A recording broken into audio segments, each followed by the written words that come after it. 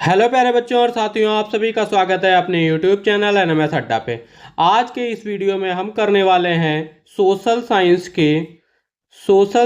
के 280 सामाजिक विज्ञान मोस्ट इम्पॉर्टेंट क्वेश्चन। क्या है हमारे मोस्ट इम्पॉर्टेंट क्वेश्चन, जिसमें से पार्ट वन में मिलेंगे पहले आपको 140 सबसे जरूरी क्वेश्चन जो एनएमएस के पेपर में बार बार पूछे जाते हैं। अगर आप एनएमएस 2025-26 की तैयारी कर रहे हैं तो इस वीडियो के लिए क्या है, ये वीडियो आपके लिए क्या है, गोल्ड माइन का काम, खजाने का काम करेगी। और हर क्वेश्चन के साथ मैं एक्सप्लेन भी करूंगा ताकि आपके एग्जाम में 100% स्कोर कर सकूं। तो वीडियो को लास्ट तक देखिए। और हाँ जी, सुनते चलिए, एक जो हमारा इसका पार्ट 2 रहेगा, पार्ट 2 भी जल्दी आने वाला है, इसलिए चैनल को क्या करना है, चैनल को सब्सक्राइब कर लीजिए और बेल आइकन को दबा लीजिए, जिससे आपकी क्या है, कोई भी वीडियो मिस ना हो। चलिए शुरू करते हैं एनएमएस सोशल साइंस के मोस्ट इंपॉर्टेंट क्वेश्चन, जिसको बोलते हैं सामाजिक विज्ञान के मोस्ट इंपॉर्टेंट क्वेश्चन। बात करते हैं अपने पहले क्वेश्चन पे। हाँ जी, पहला क्वेश्चन कह रहा है किस भारतीय पुरातत्व विभाग का जन्मदाता माना जाता है? जेम्स पेम्पेस, या आपका अलेक्जेंडर फ्लेमिंग, या आपके अलेक्जेंडर कैनेमिंगा, इनमें से कोई नहीं। तो क्या है, जो एस्ट्रोलॉजिकल सर्वे ऑफ इंडिया हुआ था उसके हिसाब से जो हमारे हैं अलेक्जेंडर केमिंग को भारतीय पुरातत्व क्या है, एरोलॉजिकल सर्वे ऑफ इंडिया का जनक माना जाता है। उन्होंने 1861 में इसकी स्थापना की थी। और इसके पहले क्या थे, हमारे महानिदेशक थे। कौन थे हमारे इसके पहले महानिदेशक थे? तो अलेक्जेंडर कैनेमिंग हमारा इसका राइट आंसर हो जाएगा, ऑप्शन नंबर 3। और इसकी शुरुआत कब करी थी इन्होंने? 1861 में इसकी स्थापना करी थी। फिर बात करते हैं अपने दूसरे क्वेश्चन पे। दूसरा क्वेश्चन कह रहा है ऐतिहासिक साहित्य राजतरंगिणी की रचना किसने की थी? कलहड़, कौटिल्य, मेगस्थनीज, या आपके फान। हर बार क्वेश्चन पूछा जाता है और सभी को पता है कि जो राजतरंगिणी है, जो हमारी राजतरंगिणी है, कश्मीर के इतिहास क्या है हमारे, ये क्या आपकी है, कश्मीर के इतिहास पर आधारित एक ऐतिहासिक साहित्य और जिसकी रचना 12वीं शताब्दी में कल्हड़ ने की थी। किसने करी थी? कल्हड़ ने की थी। ऑप्शन नंबर 1 इसका राइट आंसर हो जाएगा। फिर बढ़ते हैं अपने अगले क्वेश्चन की तरफ। अगला क्वेश्चन कह रहा है किस इतिहास काल के लिए कोई भी लिखित सामग्री प्राप्त नहीं हुई? तो किस इतिहास काल के लिए कोई भी लिखित सामग्री प्राप्त नहीं हुई थी? तो आप क्या बोलेंगे? देखिए, जो हमारा पाक ऐतिहासिक काल था, जिसको हम बोलते हैं प्री हिस्टोरिक पीरियड। क्या हम बोलते हैं? Pre historic period. वह काल है जिसमें कोई भी लिखित आपकी सामग्री उपलब्ध नहीं है। और इस काल का इतिहास केवल क्या है, हमारा पुरातत्व जैसे औजार, मिट्टी के बर्तन आदि पर आधारित है। ठीक है, तो इसका क्या हो जाएगा? ऑप्शन नंबर 2 इसका राइट आंसर हो जाएगा। फिर बढ़ते हैं अपने अगले क्वेश्चन की तरफ। अगला क्वेश्चन कह रहा है मानव को खेती करने का ज्ञान किस काल में हुआ? अब जो मानव है, हम ही लोग हैं, मानव को खेती करने का ज्ञान किस काल में हुआ था? पूरा पाषाण काल, मध्य पाषाण काल, नव पाषाण काल, इनमें से कोई नहीं। अगर आपने सामाजिक इतिहास पढ़ी है तो आप लोगों को आ रहे होंगे इसका ऑप्शन क्या होगा, मैं ही बता देता हूं। तो इसका ऑप्शन हो जाएगा नवपाषाण काल। क्या हो जाएगा? नवपाषाण काल में मानव ने खेती करना और जो पशुपालन करना सीखा था, जिससे उसके जीवन में क्या स्थिरता, और उसने स्थायी बस्तियां भी अपना शुरू कर दी थी। ठीक है, स्थायी रहना। तो क्या बोलेंगे? ऑप्शन नंबर 3 इसका राइट आंसर हो जाएगा।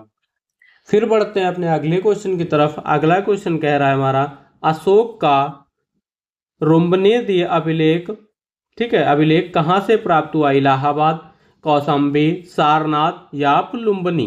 तो अशोक के जो रुम्बनेय अभिलेख थे नेपाल के, कहाँ से हमारे? नेपाल। ये क्या है हमारा? नेपाल के लुम्बिनी में स्थित। लुम्बिनी कहाँ है हमारा? नेपाल में।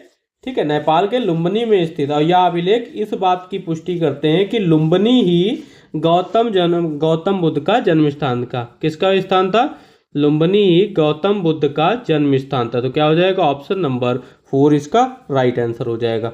फिर बढ़ते हैं अपने अगले क्वेश्चन की तरफ। अगला क्वेश्चन क्या कह रहा है?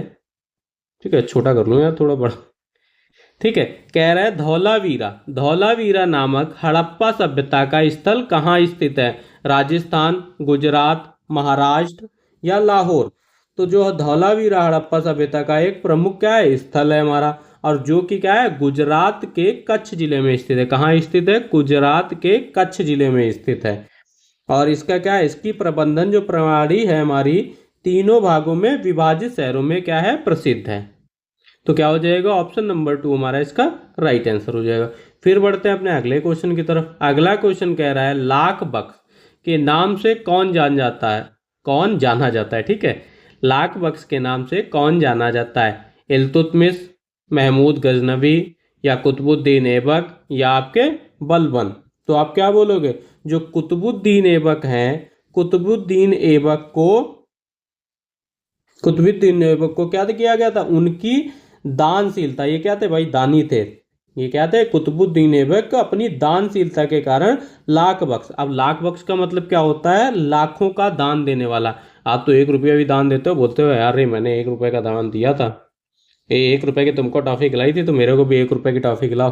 ठीक है, तो क्या हो जाएगा, लाख बख्श, लाखों का दान देने वाला कहा जाता। और वह दिल्ली सल्तनत के क्या थे? स्थापक थे। ये जो कुतुबुद्दीन थे, ये दिल्ली सल्तनत का स्थापक था। फिर बात करें अपने अगले क्वेश्चन की तरफ। अगला क्वेश्चन कह रहा है महमूद गजनवी ने सोमनाथ मंदिर पर आक्रमण कब किया था? कब किया था भाई? 1000 ईस्वी में, 1024, और 8 नंबर 1012, 1025। तो आप क्या बोलोगे?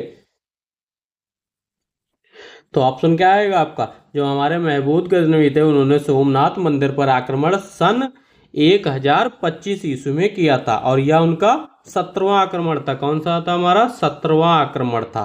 और सोमनाथ मंदिर गुजरात के, आपके क्या है, गुजरात के सौराष्ट्र क्षेत्र, वर्तमान जो इसको वेरवाल में स्थित है।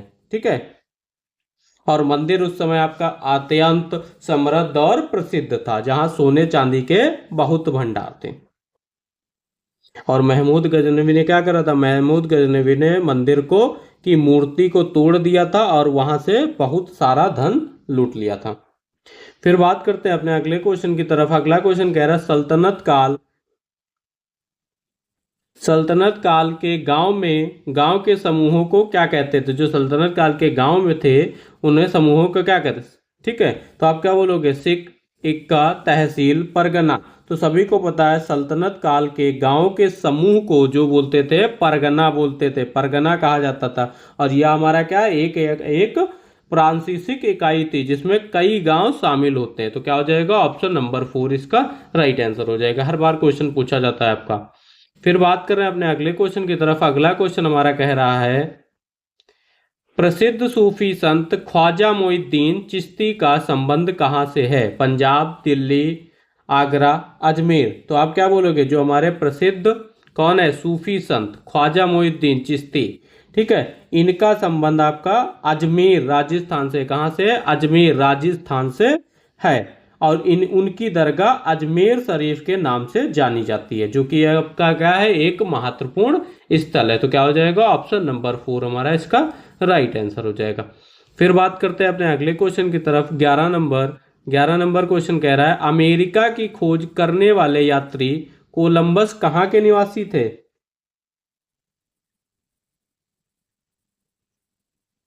तो आप क्या बोलोगे? अमेरिका के खोज करने वाले यात्री आपके जो क्रिस्टोफर कोलंबस स्पेन के निवासी थे। कहाँ के निवासी थे? स्पेन के निवासी थे। और उन्होंने आपके 1492 अमेरिका की खोज की थी। कब करी थी? 1492 में अमेरिका की खोज करी थी। ये भी लिख लीजिएगा, अमेरिका की खोज करी थी।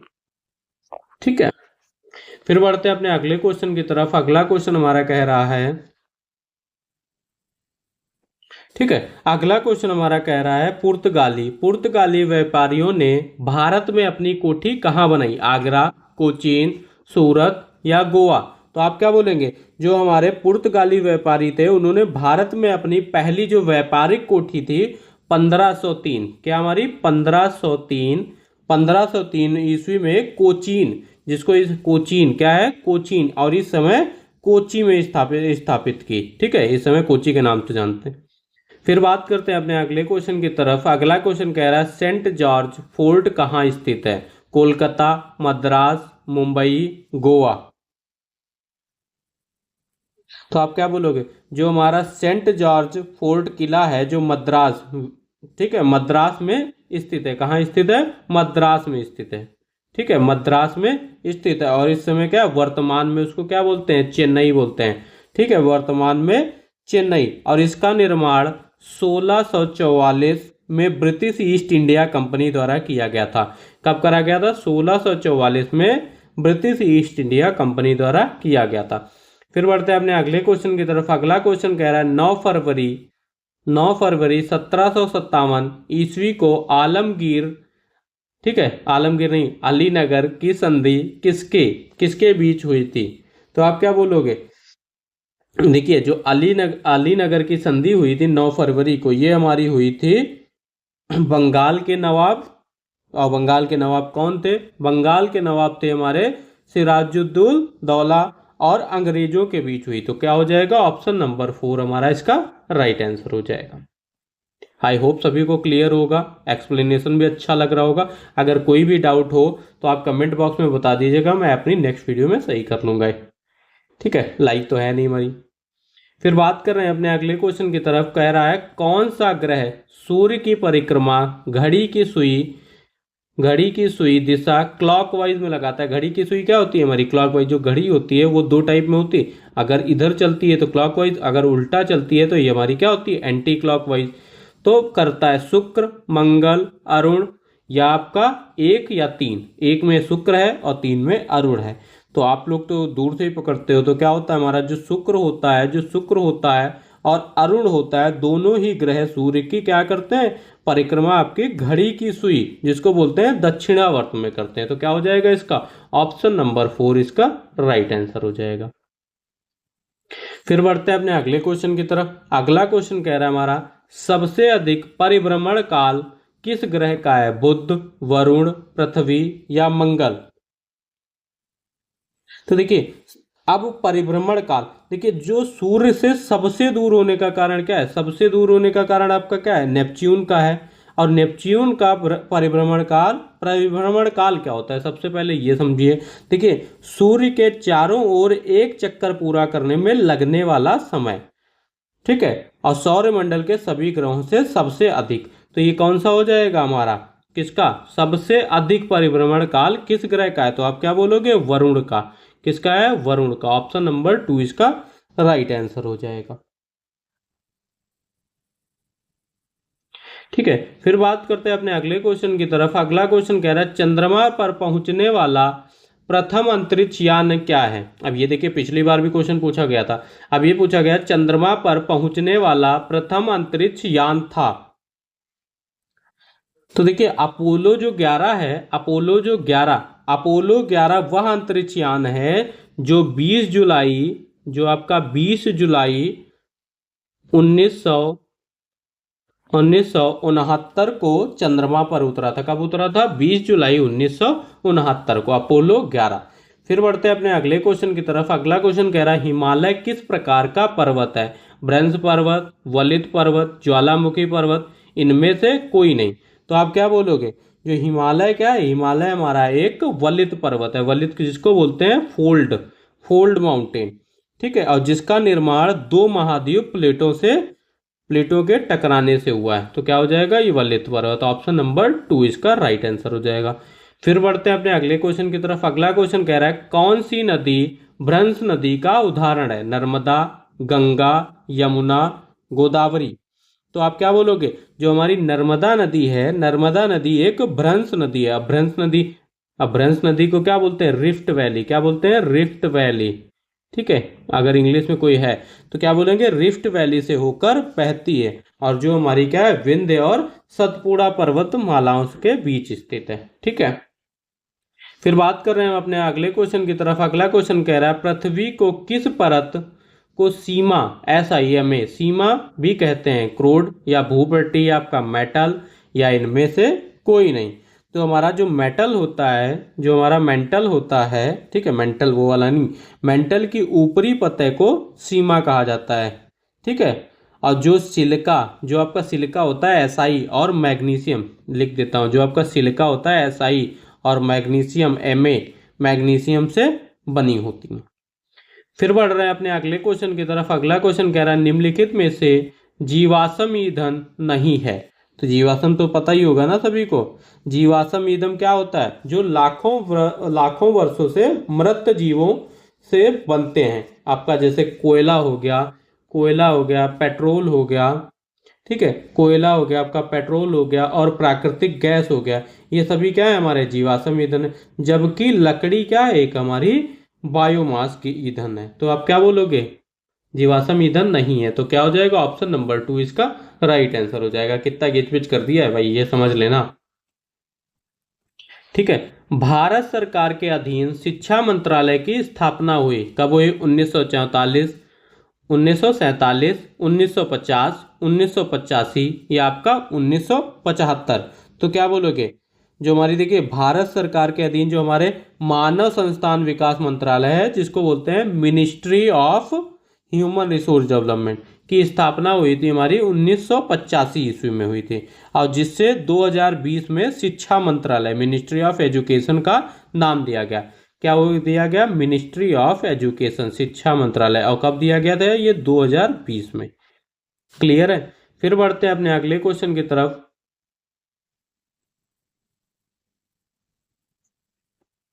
अब देखिए क्वेश्चन हमारा कह रहा है अगला, अक्षयशील संसाधन नहीं है। अब अक्षयशील संसाधन जो हमारे क्या होते हैं? अक्षयशील का मतलब गैर नवीकरणीय, ठीक है, संसाधन वे हैं जो हमारा क्या होता है? प्राकृतिक द्वारा जल्दी से नहीं बनते, जो हमारा प्राकृतिक परिक्राओं द्वारा जल्दी से नहीं बनते, और ये सिर्फ क्या होते हैं? एक बार उपयोग करने के बाद समाप्त हो जाते हैं। तो क्या होगा आपका? वायु, जल, सूर्य का प्रकाश या कोयला। तो भाई एक बार जो समाप्त हो जाए वो क्या होगा भाई? कोयला ही तो होगा। वायु तो हमेशा आती रहेगी, ये क्या है? नवीकरणीय है। जल भी क्या है? नवीकरणीय है। और ये हमारा क्या है? सूर्य का प्रकाश क्या है? नवीकरणीय है।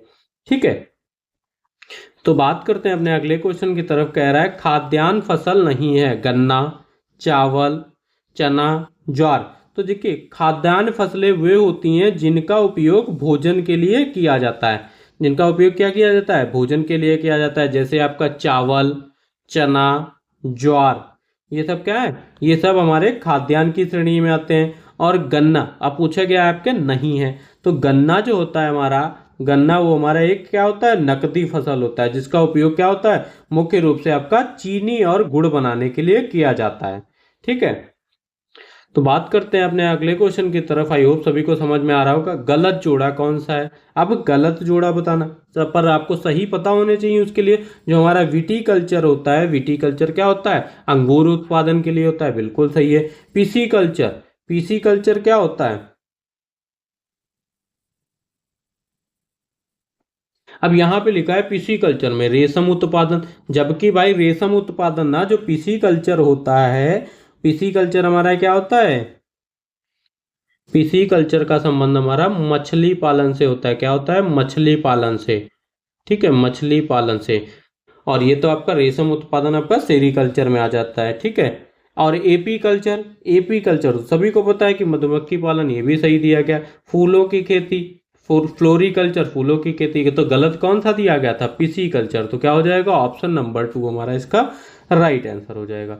फिर बढ़ते हैं अपने अगले क्वेश्चन की तरफ। अगला क्वेश्चन हमारा कह रहा है भारतीय संविधान में कितने भागों में विभाजित किया गया? जो भारतीय संविधान है उसको कितने भागों में विभाजित किया गया था? 22, 23, 24, 25। अब ये तो गिनती लगा दी।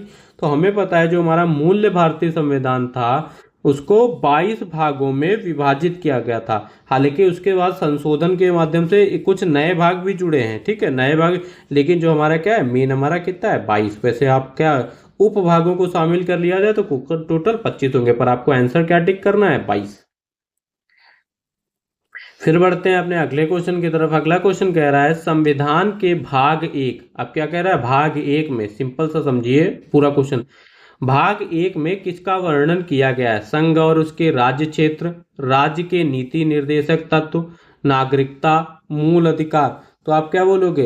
तो जो हमारा भाग 1 है उसमें संघ और उसके राज्य क्षेत्र क्या दिए गए हैं? राज्य क्षेत्र को शामिल किया गया है, यूनियन एंड इट्स टेरिटरी।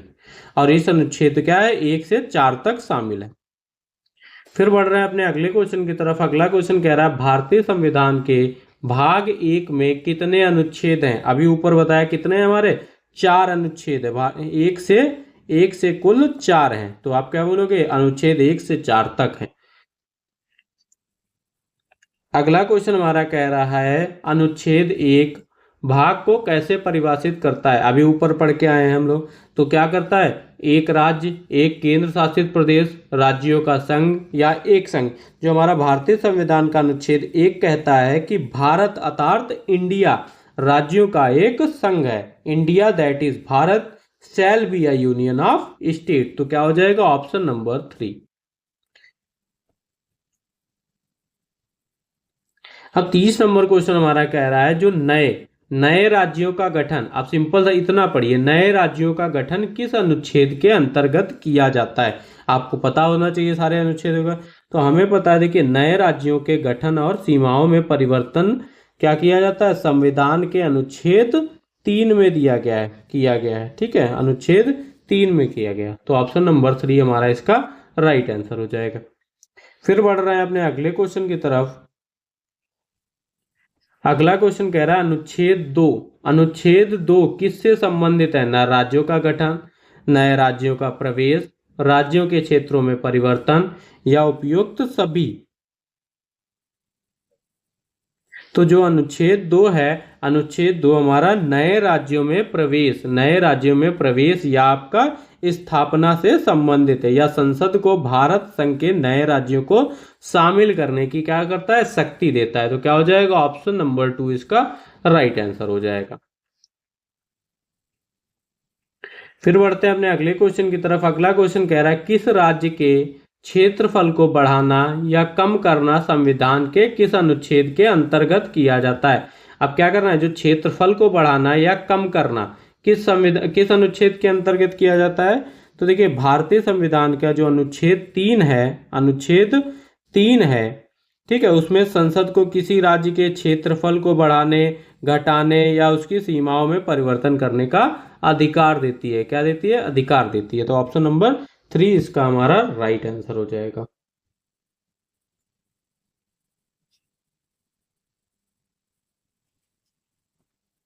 फिर 33 क्वेश्चन नंबर हमारा कह रहा है निम्नलिखित में से कौन सा उत्तर प्रदेश का प्रथम राज्यपाल था? विजय लक्ष्मी पंडित या एसएन सिन्हा, सरोजनी नायडू, इंदिरा गांधी। तो आप क्या बोलोगे, प्रथम राज्यपाल कौन था हमारा? विजय लक्ष्मी पंडित। अब तो ये बताने की जरूरत नहीं, तो क्या बोलोगे, सरोजनी नायडू। सरोजनी नायडू जो थी हमारी स्वतंत्र भारत की पहली महिला राज्यपाल थी। और 15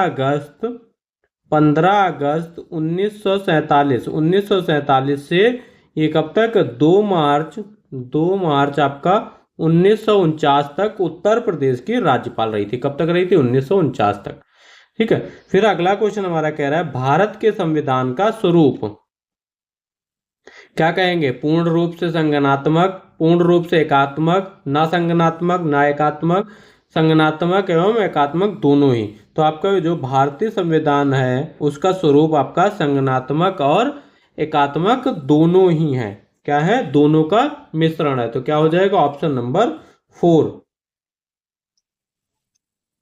फिर बढ़ रहे हैं अपने अगले क्वेश्चन की तरफ। अगला क्वेश्चन हमारा कह रहा है भारतीय संविधान भारत को वर्णित करता है एक अर्ध संघ, एक संघ, एक सहकारी संघ, राज्यों का संघ। तो आप क्या बोलोगे, जो हमारा भारतीय संविधान के अनुच्छेद 1, किसमें, अनुच्छेद 1 में कहा गया है भारत अर्थात इंडिया, यह भी ऊपर मैंने बताया था, भारत अर्थात इंडिया राज्यों का संघ होता है। क्या होता है, राज्यों का संघ। इसका मतलब है कि भारत राज्यों से मिलकर बना है। तो क्या है, राज्यों का संघ हो जाएगा। तो ऑप्शन नंबर 4 इसका राइट आंसर होगा। फिर अगला क्वेश्चन हमारा कह रहा है मनका बनाने का कारखाना कहाँ से प्राप्त हुआ? चंद्रहुदड़ो, मोहनजोदाड़ो, लोथल, रोपड़। तो जो मनका बनाना, देखिए, मनका बनाने का कारखाना में चनहुदड़ो क्या है हमारा? चनहुदड़ो एक हड़प्पा कालीन स्थल है जो मनका बनाने के लिए कारखानों और अन्य शिल्प जो उत्पादन होते हैं उनके लिए प्रसिद्ध था। तो क्या हो जाएगा, ऑप्शन नंबर 1 हमारा इसका राइट आंसर हो जाएगा। ठीक है। फिर देखिए अगला क्वेश्चन कह रहा है कांसे से बनी नर्तकी की मूर्ति कहाँ से प्राप्त हुई है? रोपड़, कालीबंगा, मोहनजादोड़ो, मोहनजादोड़ो नहीं जोदड़ो, ठीक है, मोहनजोदड़ो, हड़प्पा। तो आप क्या बोलोगे? कांसे से बनी नर्तकी, जो कांसे से बनी नर्तकी, ठीक है, कि प्रसिद्ध मूर्ति, ये क्या थी भाई? प्रसिद्ध मूर्ति थी। वो कहाँ से प्राप्त हुई? मोहनजोदड़ो से प्राप्त हुई थी, और जो हड़प्पा सभ्यता का एक प्रमुख शहर था। अगला क्वेश्चन कह रहा है किस सभ्यता को नील नदी का वरदान कहते हैं? किस सभ्यता को नील नदी का वरदान कहते हैं? मिस्र की सभ्यता, मोसोपोटामिया की सभ्यता, क्रीट की सभ्यता, चीन की सभ्यता। इससे पहले भी ये सारे क्वेश्चन करा चुका हूं आपको, ठीक है। किस सभ्यता को नील नदी का क्या कहते हैं? वरदान। तो जो मिस्र की सभ्यता है, जो हमारी मिस्र की सभ्यता है, विकास नील नदी के किनारे हुआ था, और नील नदी ने कृषि और जीवन के लिए आवश्यक क्या है? पानी और अपनी उपजाऊ मिट्टी प्रदान करने का इस सभ्यता के विकास में महत्वपूर्ण भूमिका निभाई थी, इसलिए इसे नील नदी का वरदान कहा जाता है। तो क्या हो जाएगा? ऑप्शन नंबर 1 हमारा इसका राइट आंसर हो जाएगा। अगला क्वेश्चन कह रहा है मोसोपोटामिया की सभ्यता किस नदी के किनारे विकसित थी? नील नदी, हावंगो नदी, दजला फरात नदी, सिंधु नदी। तो क्या बोलोगे? जो मोसोपोटामिया की सभ्यता दजला, ठीक है, दजला और फरात नदियों के बीच विकसित हुई थी, और इन नदियों ने इस क्षेत्र को क्या बनाया था? उपजाऊ बना दिया था। क्या बनाया था? उपजाऊ बनाया था, जिससे कृषि का क्या हुआ था? विकास हुआ था। ऑप्शन नंबर 3 इसका राइट आंसर हो गया। अगला क्वेश्चन कह रहा है सप्त सैंधव, सप्त सैंधव प्रदेश नदी, ठीक है, प्रदेश की नदी नहीं है। अब ये क्या है हमारा? देखिए सप्त सैंधव, सप्त सैंधव में हमारी क्या आती है? सप्त सैंधव में हमारी आती है सिंधु आती है, झेलम, सिंधु, लिख लीजिएगा, सिंधु, झेलम, चिनाब, ठीक है, जिंदू, सिंधु, झेलम, चिनाब, रावी, ठीक है, रावी, व्यास, और सतलज और सरस्वती। कौन सी हमारी? सतलज और सरस्वती, ठीक है, सतलज और सरस्वती नदियां शामिल थी। नर्मदा नदी क्या है? इस क्षेत्र में नहीं बहती। क्या नहीं बहती? नर्मदा नदी इस क्षेत्र में नहीं बहती है। तो क्या हो जाएगा? ऑप्शन नंबर 1, ऑप्शन नंबर 4 हमारा इसका राइट आंसर हो जाएगा। मुंह से हो सकता है इधर उधर निकल जाए, आप लोग कमेंट में बताओ ना सर आपने ऑप्शन 4 बोला, वो ऑप्शन 1 था, ठीक है। फिर कह रहा है 41 नंबर क्वेश्चन, आर्यों के प्रमुख देवता थे? ब्रह्मा, इंद्र, शिव, गणेश। तो क्या है? देखिए जो ऋग्वेद है हमारा, ऋग्वेद के अनुसार इंद्र आर्यों के कौन थे? इंद्र जो थे हमारे आर्यों के सबसे महत्वपूर्ण देवता थे, और उन्हें युद्ध और वर्षा का देवता माना जाता था। इंद्र को क्या माना जाता है? युद्ध और वर्षा का देवता माना जाता है।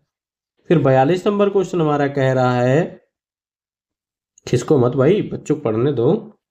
कह रहा है भूमध्य सागर के किनारे विकसित सभ्यता थी? हड़प्पा सभ्यता, मिस्र सभ्यता, मोसोपोटामिया की सभ्यता, या आपकी क्रीट सभ्यता। तो क्या बोलोगे? बोल देते हैं सर, क्रीट सभ्यता। क्या थी हमारी? क्रीट सभ्यता जो थी वो भूमध्य सागर के क्रीट द्वीप पर विकसित थी, और यह यूरोप की पहली उन्नत सभ्यता थी। तो क्या हो जाएगा? ऑप्शन नंबर 4 इसका राइट आंसर हो जाएगा। अगला क्वेश्चन हमारा कह रहा है खिलजी वंश की स्थापना किसने की थी? फिरोज खिलजी, अलाउद्दीन खिलजी, महमूद खिलजी, या इनमें से कोई नहीं। तो आ गए हम सर, जलाउद्दीन फिरोज खिलजी। कौन थे हमारे? जलाउद्दीन फिरोज खिलजी ने 1290 में गुलाम वंश के अंतिम शासक, जो गुलाम वंश का अंतिम शासक था, उसको हटाकर खिलजी वंश की स्थापना करी थी। कब करी थी? 1290 में। तो कौन हो जाएंगे भाई? फिरोज खिलजी।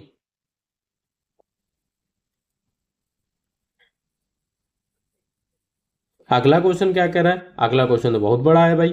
अगला क्वेश्चन कह रहा है सैनिकों के हुलिया का पूरा विवरण रखने, उन्हें नगद वेतन देने तथा घोड़ों को दागने की प्रथा दिल्ली के किस शासक ने शुरू की थी? जलाउद्दीन खिलजी, बलबल, अलाउद्दीन खिलजी, इनमें से कोई नहीं। अब ये जलाउद्दीन और अलाउद्दीन में कंफ्यूज मत होना, तो आप बोलो अलाउद्दीन खिलजी ने अपनी सेना, जो उनकी सेना थी, उसको मजबूत और संगठित करने के लिए सुधार किए थे। हुलिया का मतलब है सैनिकों का विवरण दर्ज करना, ठीक है। और दाग प्रथा का, जो दाग प्रथा का मतलब है, ठीक है, दाग प्रथा मतलब है घोड़े पर निशान लगाना ताकि उनकी पहचान हो सके। तो ये किसने करा था? हमारे अलाउद्दीन खिलजी ने करा था। ऑप्शन नंबर 3 इसका राइट आंसर हो जाएगा। फिर बढ़ते हैं अपने अगले क्वेश्चन के नंबर पे। और किस क्वेश्चन नंबर पे आ गए भाई? 45 नंबर पे। 30 मिनट में 45 क्वेश्चन कर लिए हैं। दिल्ली के दौलताबाद राजधानी परिवर्तन का निर्माण किस शासक का था? अकबर, इल्तुतमिश, रजिया सुल्तान, या आपके मोहम्मद तुगलक।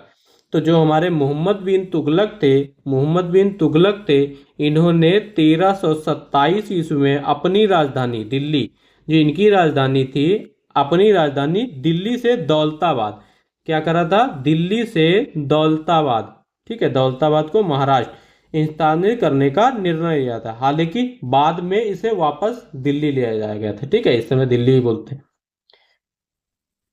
फिर बढ़ रहे हैं अपने अगले क्वेश्चन की तरफ। अगला क्वेश्चन कह रहा है सार्वजनिक वितरण प्रणाली, ठीक है, सार्वजनिक वितरण प्रणाली की शुरुआत किसने की थी? मोहम्मद तुगलक, अलाउद्दीन खिलजी, खिल्ज का, सिकंदर लोदी।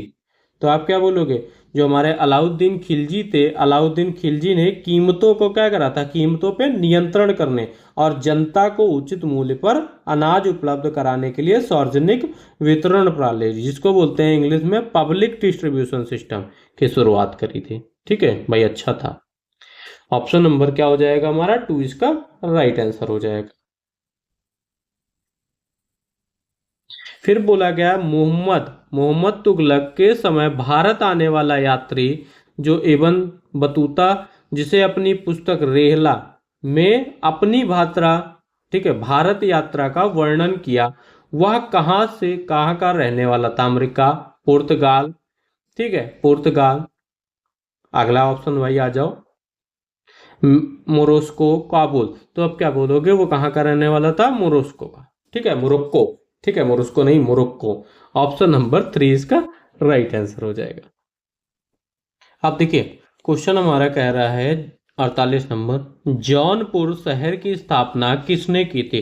फिरोज शाह तुगलक, मोहम्मद तुगलक, गयासुद्दीन तुगलक, या इनमें से कोई नहीं। तो देखिए, जौनपुर शहर की स्थापना जो हमारी थी 14वीं शताब्दी में किसने करी थी? फिरोज शाह तुगलक। किसने करी थी? फिरोज शाह तुगलक ने, जो इनका चचेरा भाई था। चचेरा भाई कौन था? मोहम्मद बिन तुगलक की याद में की थी। और जिसका मूल नाम क्या था? जौना खान। क्या नाम था? जौना खान। अच्छा लग रहा होगा सुनने में आप लोगों को, ये सारी इतिहास बड़े प्यार से पढ़ते हो। फिर बात करते हैं अपने अगले क्वेश्चन की तरफ। कह रहा है तूतीय हिंद। क्या है हमारा? तूतीय हिंद। अब ये तूतीय हिंद का मतलब होता है भारत का तोता। भारत का तोता के नाम से कौन विद्वान जाना जाता था? बर्नी, फिरदौसी, अमीर खुसरो, अलबरूनी। तो क्या बोलोगे? जो हमारे अमीर खुसरो थे, कौन थे हमारे? जो अमीर खुसरो थे, उनको भारत का तोता के नाम से जाना जाता था। और ये क्या थे भाई? ये एक हमारे प्रसिद्ध कवि थे, संगीतकार और विद्वान थे। और भाई जिनको अलाउद्दीन खिलजी सहित कई शासकों के दरबार में काम किया था। तो बात करते हैं अपने अगले क्वेश्चन की तरफ, ठीक है, थोड़ा डिफरेंट। एक व्यक्ति संयुक्त राज्य अमेरिका से, अब भाई एक व्यक्ति नहीं है, आप भी मान लो, किसी का नाम रोहन होगा, सोहन होगा, ठीक है, एक और या मोहन होगा। चलिए मान लेते एक व्यक्ति जो है हमारा क्या है? मोहन है, ठीक है, ये हमारे कौन है भाई साहब? मोहन है। अब मोहन अमेरिका, अब मोहन कौन है? अमेरिका से जापान जाते समय, ठीक है, सोमवार को, साय का मतलब हुआ है शाम को, शाम 5 बजे। तो क्या होगा? 5 बज के PM, क्या होगा? PM, ठीक है, शाम में PM ही तो होता है। 5 बजे अंतरराष्ट्रीय तिथि रेखा को पार करते हैं, ठीक है, रेखा को पार करते हैं, रेखा के इस ओर और उस समय, ठीक है, उस समय कौन सा दिन वह समय होगा? तो आप क्या बोलोगे? जो हमारा देखिए अंतरराष्ट्रीय तिथि रेखा होती है वो पश्चिम की ओर किसकी होती है? पश्चिम की ओर पार करते समय। एक दिन क्या होता है? एक दिन जोड़ दिया जाता है। वो कब निकले थे? सोमवार को निकले थे। अब हमें पता है एक दिन क्या है? जोड़ दिया जाता है। तो एक दिन जोड़ देंगे, सोमवार में एक दिन जोड़ेंगे तो क्या हो जाएगा? मंगलवार हो जाएगा। क्या हो जाएगा? मंगलवार हो जाएगा। ठीक है। अब भाई शाम में एक दिन जोड़ दिया तो यहां भी तो ये क्या जोड़ेंगे? पूरा 24 आवर जोड़ेंगे तो क्या हो जाएगा? अगले दिन शाम में, मंगलवार को क्या होगा? शाम में 5 बजे। ठीक है, तो क्या हो जाएगा? मंगलवार साय 5 बजे। Option number 2। फिर बात कर रहे हैं हम अपने अगले क्वेश्चन की तरफ। अगला क्वेश्चन कह रहा है 23.5 डिग्री उत्तरी अक्षांश रेखा को क्या कहते हैं? ग्रीनविच रेखा, विषुवत रेखा, कर्क रेखा या मकर रेखा। तो जो हमारी कर्क रेखा, जो हमारी, इसको क्या बोलेंगे? इसको बोलेंगे कर्क रेखा। और कर्क रेखा क्या होती है? 23.5 डिग्री उत्तरी, उत्तरी अक्षांश को क्या बोलते हैं? इंग्लिश में बोलते हैं इसको टॉपिक ऑफ कैंसर। क्या बोलते हैं? Tropic of cancer. ठीक है, ट्रॉपिक ऑफ कैंसर। और जो हमारी कैप, और यह हमारी क्या होती है? पृथ्वी से जो उत्तर होता है, पृथ्वी से उत्तर, और अगर नीचे दक्षिण जाते हैं तो ट्रॉपिक ऑफ कैप्रिकॉन। ठीक है, तो क्या हो जाएगा? ऑप्शन नंबर 3 हमारा इसका राइट आंसर हो जाएगा। रैप कर दूं? क्वेश्चन हमारा अगला क्वेश्चन कह रहा है जिस समय ग्रीनविच रेखा, जो मानक रेखा होता है, ग्रीनविच रेखा समझते हैं, जीएमटी। ठीक है, मानक समय रेखा पर दोपहर के 12 बजे हैं तो उस समय भारत में समय होगा। भाई हर जगह अलग अलग होता है। तो ये क्या होता है? ग्रीनविच मानक रेखा समझते हैं, जीएमटी जिसको बोलते हैं, ग्रीन जीएमटी। ठीक है, पढ़ा होगा सबने। तो जो भारत का मानक समय होता है वो हमारा ग्रीनविच मानक समय, जीएमटी। और जीएमटी जो होता है, जीएमटी से 5 घंटे, जो आपके 5 आवर 30 मिनट, 30 मिनट क्या होता है? 30 मिनट आगे होता है। ये चीज याद रख लिएगा। जो जीएमटी से होता है 5 घंटे भारत का समय, 5 घंटे और 30 मिनट आगे होता है। इसलिए जब ग्रीनविच पर दोपहर के 12 बजे होंगे तो भारत में शाम के क्या बजे होंगे? 5 घंटे ऐड कर दीजिए तो शाम के क्या बजे होंगे? 5:30। ठीक है, क्या होगा? 5:30। तो क्या हो जाएगा? ऑप्शन नंबर 2 हमारा इसका राइट आंसर हो जाएगा। अगला क्वेश्चन हमारा क्या कह रहा है?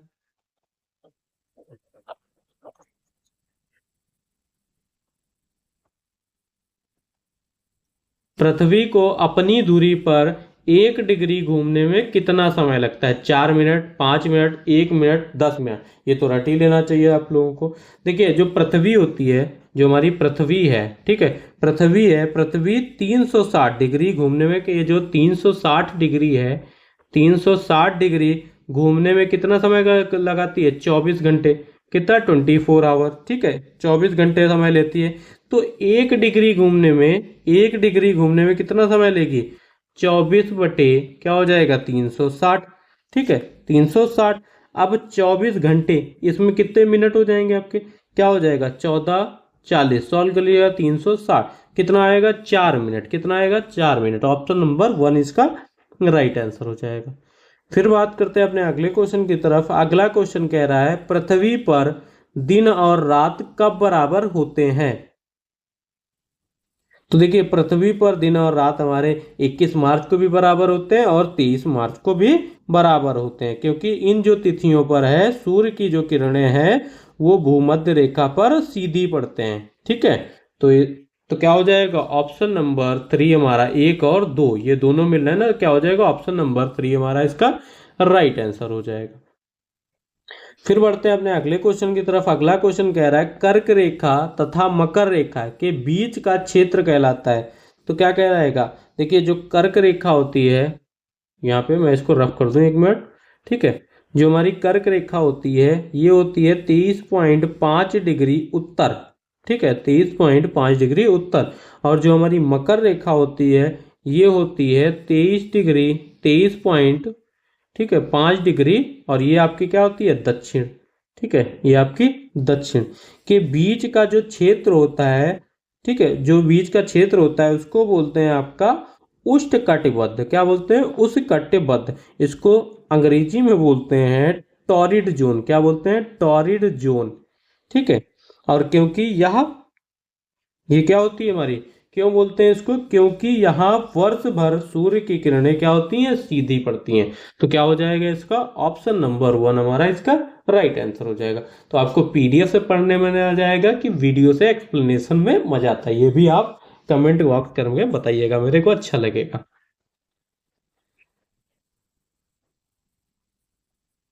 इतना हैवी कंटेंट कहीं नहीं मिलेगा आपको यूट्यूब पे। ठीक है, वो आते हैं आते संभावित प्रश्न, ये उसमें निकलते कितने 12-12 मिनट के, और मेरी वीडियो कितनी जा रही है 1-1 घंटे की। ठीक है, ऋतु परिवर्तन का कारण है, क्या है हमारा, ऋतु परिवर्तन का कारण है। तो ऋतु परिवर्तन देखिए, एक तो हमारा पृथ्वी का परिक्रमण काल के जा और पृथ्वी के झुकाव के कारण होती है। तो क्या हो जाएगा ऑप्शन नंबर 4, एक व दोनों। तो क्या हो जाएगा ऑप्शन नंबर 4 हमारा इसका राइट आंसर हो जाएगा। अब 57 नंबर क्वेश्चन क्या कह रहा है, जल्दी से खत्म करते हैं भाई, अभी बहुत सारे 280 क्वेश्चन है इस वीडियो में, तो आपको 140 ही कराने वाला। संसार का सबसे ऊंचा सक्रिय ज्वालामुखी है, तो कौन सा है संसार का,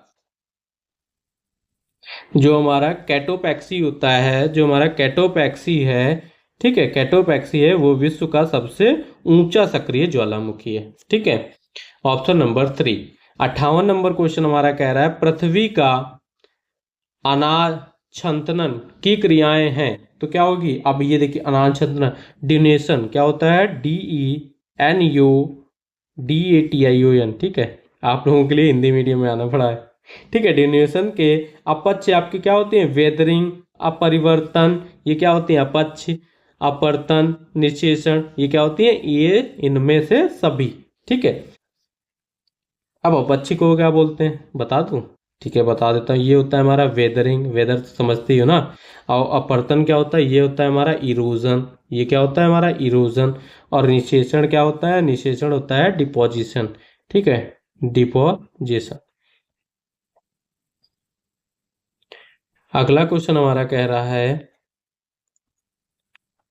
अगला क्वेश्चन कह रहा है भूमध्य सागर का प्रकाश स्तंभ के नाम से प्रसिद्ध ज्वालामुखी है, कौन है आपका, एटना, स्ट्रॉम बोली, या आपका फ्यूजिम यामा पोपा। तो क्या बोलोगे, जो हमारा स्ट्रॉम बोबी है ज्वालामुखी भूमध्य सागर के क्या है आपके सिसिल द्वीप के उत्तर में स्थित है। और इससे क्या होते हैं आपके, इससे लगातार विस्फोट होते रहते हैं, क्या होते हैं लगातार विस्फोट, ढ्याम ढोम ढोम। ठीक है, और इससे चमकती हुई आग के कारण इसे भूमध्य सागर का प्रकाश स्तंभ कहा जाता है। तो क्या हो जाएगा ऑप्शन नंबर 2 इसका राइट आंसर हो जाएगा। अगला क्वेश्चन कह रहा है बालुका स्तूप, क्या है, बालुका स्तूप कहाँ पाए जाते हैं, पर्वतीय क्षेत्रों में, पठारों क्षेत्रों में, जंगलों में, रेगिस्तान में। तो कहाँ पाए जाते हैं, जो हमारे बालुका स्तूप होते हैं, बालुका स्तूप कहाँ पाए जाते हैं, बालुका स्तूप सैंड ड्यूज, हवा द्वारा लाई गई रेत के टीले होते हैं। ठीक है, क्या होते हैं, रेत के टीले। और रेत के टीले सभी को पता है कि सर क्या है, रेगिस्तान क्षेत्र में पाए जाते हैं। अगला क्वेश्चन कह रहा है 61 नंबर, विसर्प का संबंध किससे है, किसका, विसर्प का संबंध किससे है। तो देखिए विसर्प नदी द्वारा अपनी घाटी से प्रभावित होते समय बनाए गए वो टेढ़ी मेढ़ी रास्ता नहीं देते, वो घुमावदार मार्ग होते हैं, वो क्या होते हैं, तो नदी द्वारा बनाए जाते हैं। ऑप्शन नंबर 3 इसका राइट आंसर हो जाएगा। अगला क्वेश्चन कह रहा है दक्षिणी अमेरिका के वेनेजुएला में स्थित विश्व का सबसे ऊंचा जल प्राप्त प्रांत है, कौन सा है।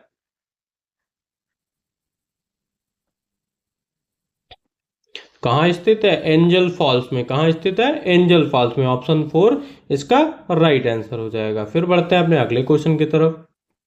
अब देखिए कितना सिंपल क्वेश्चन मिल गया सभी को, सर ये तो मेरा सही होगा। मरीन बीच कहाँ स्थित, अगर ये भी नहीं सही हुआ तो भैया पेपर में खतरा है आप लोगों के लिए। क्या बोलोगे, चेन्नई, मुंबई, भुज, भुवनेश्वर। तो देखिए मरीन बीच भारत के कहाँ पे स्थित है, चेन्नई शहर में स्थित है। ये क्या है हमारा, एक प्राकृतिक शहरी समुद्र तट है, कहाँ स्थित है, चेन्नई में। ऑप्शन नंबर 1 इसका राइट आंसर हो जाएगा। 64 नंबर क्वेश्चन कह रहा है भारतीय संविधान के किस भाग में नागरिकता का प्रावधान है। तो क्या बोलोगे, जो भारतीय संविधान का जो हमारा भाग 2 है, भाग 2 अनुच्छेद अनुच्छेद 5 से 11, अनुच्छेद 5 से 11 तक नागरिकता से संबंधित है। तो क्या हो जाएगा, ऑप्शन नंबर 2 इसका राइट आंसर हो जाएगा। ठीक है, अगला क्वेश्चन कह रहा है भारतीय संविधान में नागरिकता से संबंधित अनुच्छेद है। तो क्या है हमारा, अभी पढ़ के आए ऊपर, नागरिकता से संबंधित क्या है, 5 से 11 में, ऑप्शन नंबर 2 इसका राइट आंसर हो जाएगा। अगला क्वेश्चन हमारा क्या कह रहा है, 67 नंबर क्वेश्चन कह रहा है, 66 रह गया भाई, 66। ठीक है, 66 नंबर, नागरिकता अधिनियम कब पारित किया गया। नागरिकता नियम कब पारित किया गया था हमारा, तो नागरिकता अधिनियम हमारा 1955 भारतीय नागरिकता प्राप्त करने और समाप्त करने के तरीकों का प्रावधान करता है। तो 1955। 67 नंबर पे आ जाते हैं, संसद को नागरिकता से संबंधित कानून बनाने का अधिकार किस अनुच्छेद ने दिया। किसने दिया, हम लोगों ने दिया कि अनुच्छेद ने दिया। तो क्या बोलेंगे, अनुच्छेद जो 11 है हमारा, अनुच्छेद 11 संसद को नागरिकता के अधिग्रहण और समाप्ति तथा नागरिकता से संबंधित अन्य और जो सभी मामले होते हैं उनके संबंध में कानून बनाने का अधिकार दिया गया था। तो क्या बोलेंगे, ऑप्शन नंबर 4 इसका राइट आंसर हो जाएगा। 68 नंबर क्वेश्चन क्या कह रहा है, 68 नंबर क्वेश्चन हमारा कह रहा है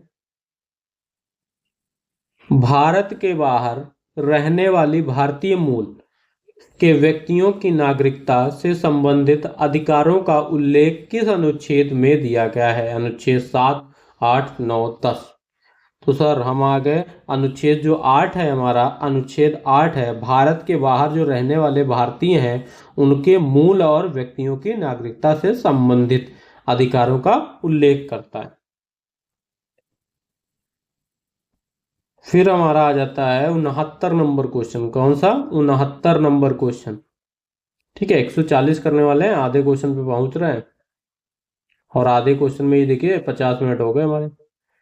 ठीक है, कह रहा है भारतीय संविधान निम्नलिखित में से कौन सी नागरिकता प्रदान करता है। तो भारतीय संविधान क्या करता है, भारतीय संविधान हमारी एकल नागरिकता, जो एकल नागरिकता का प्रावधान करता है, जिसका अर्थ होता है एक व्यक्ति केवल भारत का नागरिक हो सकता है, किसी राज्य का नहीं। ठीक है, फिर बात करते हैं अपने अगले क्वेश्चन की तरफ। अगला क्वेश्चन कह रहा है भारतीय संविधान में नागरिकता की अवधारणा किस देश से ली गई है। अमेरिका, आयरलैंड, दक्षिण अफ्रीका, ब्रिटेन। तो क्या बोलेंगे, जो हमारा भारतीय संविधान में एकल नागरिकता की अवधारणा कहाँ से ली गई थी, ब्रिटेन, यूनाइटेड किंगडम के संविधान से ली गई है। ऑप्शन नंबर 4 इसका राइट आंसर हो जाएगा। फिर बात करते हैं अपने अगले क्वेश्चन की तरफ। अगला क्वेश्चन कह रहा है जैन धर्म के 24वें तीर्थांकर थे ऋषभदेव या पार्श्वनाथ या आपका अरिष्टनेमी या आपके महावीर स्वामी। तो आप बोलोगे जो हमारे महावीर स्वामी थे, महावीर स्वामी जैन धर्म के 24वें और अंतिम तीर्थांकर थे, जिन्होंने जैन धर्म के सिद्धांतों को क्या करा था, व्यवस्थित और प्रचारित किया। फिर आ जाता है हमारा अगला क्वेश्चन, कह रहा है जैन धर्म के तीन रत्न जो थे में शामिल नहीं है। तो सबसे पहले हमें पता होना चाहिए कि 3 रत्न थे भाई कौन से। ठीक है, अब यही नहीं पता होगा तो हम बताएंगे क्या कि कौन सा नहीं है। बहुत लोगों को पता होगा 3 रत्न कौन से हैं। ठीक है, अब देखिए 3 रत्न हमारे थे, 3 रत्न थे हमारे। तो एक था हमारा सम्यक दर्शन। अब क्या था हमारा, एक सम्यक दर्शन। अब इसका मतलब होता था सही बातों पर विश्वास। क्या था हमारा, सही बातों में विश्वास। ठीक है, एक तो हमारा ये था। ठीक है, और दूसरा हमारा था सम्यक ज्ञान। क्या था हमारा, सम्यक ज्ञान। इसका मतलब था सही बातों को ठीक से समझना। क्या था हमारा, सही बातों को ठीक से समझना। ठीक है, ये हो गया हमारा। फिर तीसरा आ जाता है सम्यक चरित्र। क्या था हमारा, सम्यक चरित्र। तो इसका मतलब होता था उचित कर्म। क्या होता था, उचित कर्म। ठीक है, उचित कर्म।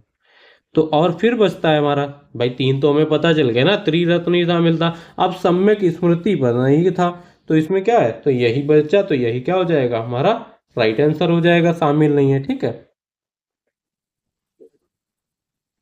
फिर बात करते हैं अपने अगले क्वेश्चन की तरफ। अगला क्वेश्चन क्या कह रहा है हमारा,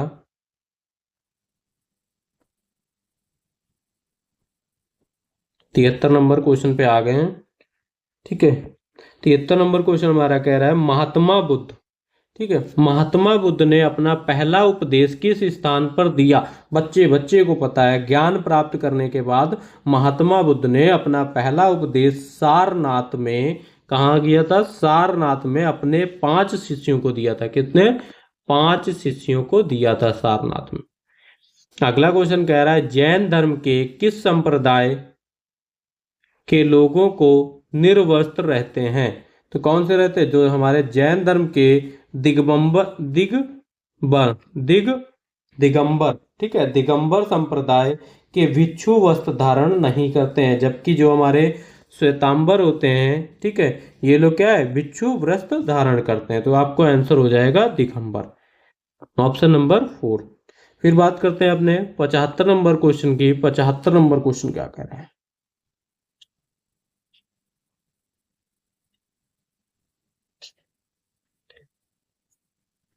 देखिए, अपने सारथी, साथी सारथी तो समझते हो, साथी, अपने सारथी चन्ना, चन्ना चना मत पढ़ लेना, चन्ना, ठीक है, चन्ना के साथ घूमते हुए महात्मा बुद्ध ने सबसे अंत में किसे देखा था।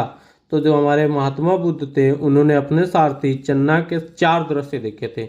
4 दृश्य कौन से देखे थे, एक दृश्य देखा था वृद्ध व्यक्ति, क्या है हमारा वृद्ध व्यक्ति जिसको बुढ़ापा, और देखा था बीमार व्यक्ति, ठीक है, बीमार व्यक्ति, ठीक है, एक तो हमारा वृद्ध व्यक्ति देखा था, ये भी देखा था, बीमार व्यक्ति भी देखा था। जो बीमार व्यक्ति, ये तो वृद्ध व्यक्ति का समझते हो बुढ़ापा आ जाता है, ठीक है, बुढ़ापा हो गया, ये हमारा क्या हो गया बीमार, ठीक है, ये रोग वाला हो गया।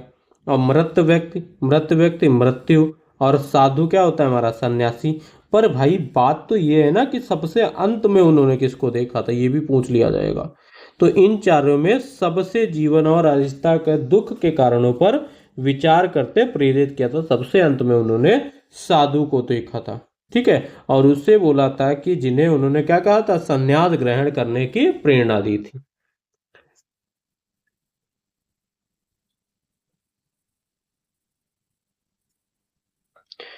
अगला क्वेश्चन हमारा कह रहा है महात्मा बुद्ध के अष्टांगिक मार्ग में शामिल नहीं है। क्या क्या नहीं शामिल है, सत्य बोलना, तीर्थ यात्रा करना, और अच्छा कार्य, सही सोच। अब किसके भाई, महात्मा महात्मा बुद्ध, ठीक है, तो क्या हो जाएगा, ये हमारा तीर्थ यात्रा करना, ठीक है। फिर बढ़ते हैं अपने अगले क्वेश्चन की तरफ। अगला क्वेश्चन 77 नंबर। देखिए बच्चों, वीडियो को हमारी पॉज और लेके आइए कुछ बढ़िया नाश्ता, और करते हुए वीडियो को देखिए, ठीक है। अब देखिए, सबसे पहले हमारा कह रहा है, अभी तो हमने बात करी थी, क्वेश्चन में आ गया निम्नलिखित जो महाजनपद है हमारे, कितने महाजनपद में से किसमें गणतंत्र था। ठीक है, गणतंत्र समझते हो ना, स्वतंत्र, ठीक है, जो हमारे महाजनपदों में से मल्ल और वज्जी, क्या होते हैं हमारे मल्ल और वज्जी। अब भाई वज्जी तो दिए नहीं गए, ये दोनों गणतंत्र है, तो कौन से गणतंत्र, मल्ल को कर देंगे, ऑप्शन नंबर 2 इसका राइट आंसर हो जाएगा। फिर बढ़ते हैं अपने अगले क्वेश्चन की तरफ। ठीक है, क्वेश्चन कह रहा है फरहंगे सिकंदरी, क्या है, फरहंगे सिकंदरी, ठीक है, सिकंदरी ग्रंथ का संबंध किससे है, किससे है भाई, प्रशासन, आयुर्वेद, या अर्थशास्त्र, या आपका राजनीति। तो बोलोगे फरहंगी सिकंदरी का आपका आयुर्वेद चिकित्सा से संबंधित एक ग्रंथ है, क्या है, आयुर्वेद, ठीक है, तो ऑप्शन नंबर 2 इसका राइट आंसर हो जाएगा। फिर बढ़ते हैं अपने अगले क्वेश्चन की तरफ। अगला क्वेश्चन कह रहा है सबसे शक्तिशाली महाजनपद था मगध, कोसल, अवंती, या वत्स। तो जो हमारे मगध प्राचीन क्या था हमारा, जो अब तो सबसे सब हमने बोल ही दिया, क्या हो जाएगा हमारा मगध। अब जो मगध था, मगध हमारे प्राचीन भारत के जो हमारे 16 महाजनपद हैं, ठीक है, 16 जहां जनपद में से सबसे शक्तिशाली था। फिर बात करते हैं अपने अगले क्वेश्चन की तरफ। अगला क्वेश्चन कह रहा है सिकंदर लोदी अपने किस उपनाम से कविता लिखना था। सिकंदरी, गुलरुखी, सरहिंदी, चौबीसी। तो बोलोगे सिकंदर लोदी गुलरुखी, क्या है हमारा गुलरुखी, उपनाम से फारसी में काहे में लिखता था, फारसी में कविताएं लिखता था। तो ऑप्शन नंबर 2 इसका राइट आंसर हो जाएगा।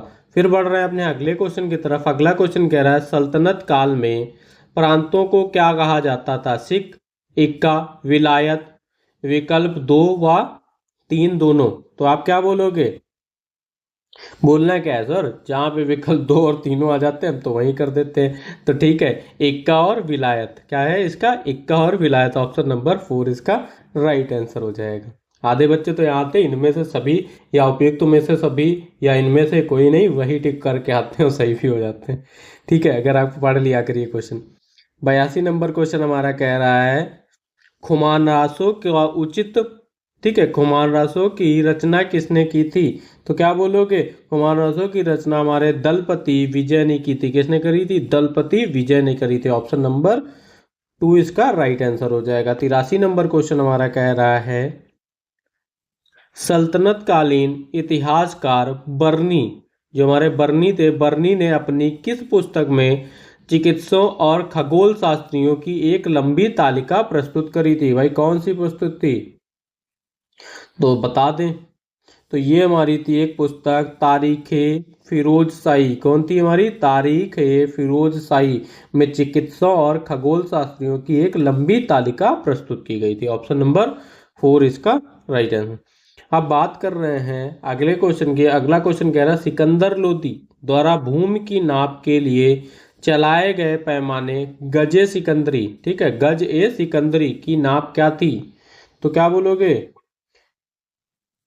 बोलना है किसी को कुछ, हाँ जी बोलना है। जो हमारे सिकंदर लोदी द्वारा चलाए गए पैमाने गज सिकंदरी की नाप 30 इंच थी। कितनी थी, 30 इंच। ऑप्शन नंबर 1 इसका राइट आंसर हो जाएगा।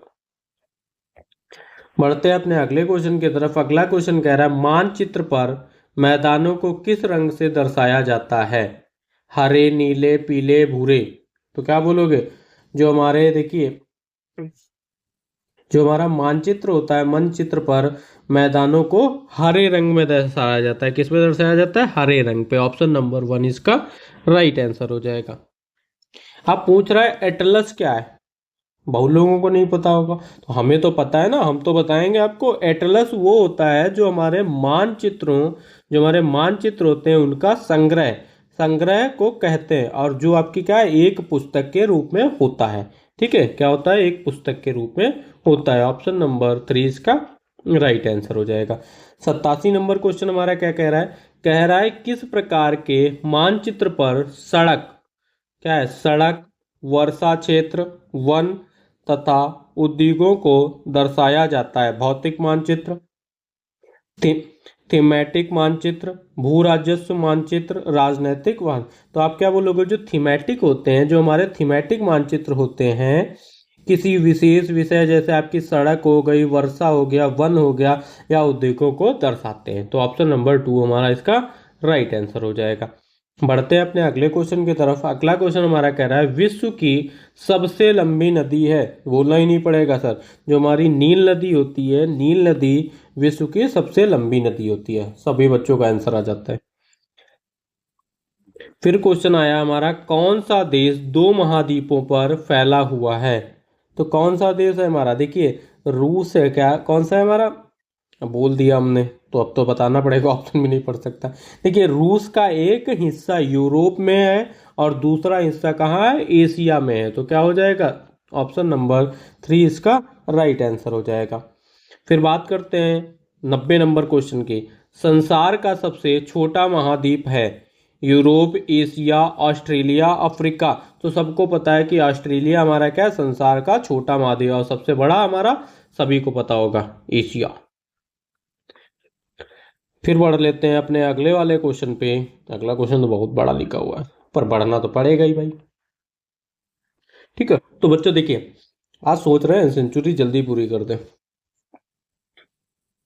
ठीक है, कह रहा है हमारा उत्तरी अमेरिका, क्या है, उत्तरी अमेरिका तथा दक्षिणी अमेरिका के बीच के भूभाग, जो हमारा भूभाग को काट कर बनाई गई पनामा नहर, अटलांटिक महासागर को किस महासागर से जोड़ती है? हिंद महासागर, प्रशांत महासागर, आर्कटिक महासागर, इनमें से कोई नहीं।